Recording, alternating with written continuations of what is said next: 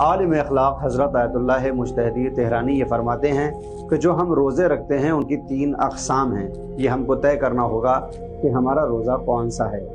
पहला रोज़ा है रोज़ा आम, यानी इंसान अपने आप को बस उन 9 चीज़ों से बचा ले जिनसे रोज़ा बातिल हो जाता है। अगर कोई बस इतना ही करे तो वो रोज़ा तो है मगर ये रोज़ा आम रोज़ों की तरह होगा। वहीं इसके बाद अगली मंजिल रोज़ा ख़ास की है कि जहाँ रोज़ेदार इन 9 चीज़ों के अलावा अपने पूरे बदन की हिफाजत करता है कि उसके बदन के किसी भी उज़्व से कोई मासियत न होने पाए। यानी फिर उसका रोज़ा सिर्फ शिकम का नहीं होता बल्कि उसकी ज़बान, उसकी आँख और उसके तमाम आज़ा व जवारिह भी हराम कामों से बचते हुए इमसाक के कानून को पूरा करते हैं।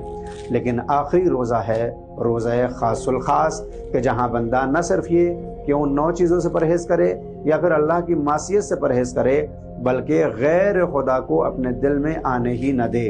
यानी फिर उसका ये रोज़ा और इस रोज़े की तमाम चीज़ें बस और बस अल्लाह के लिए हों। वो सहर में उठे तो अल्लाह के लिए, अफ्तार के वक्त दस्तरखान पर बैठे तो खुदा के लिए, और इसके अलावा कोई और गरज ना हो।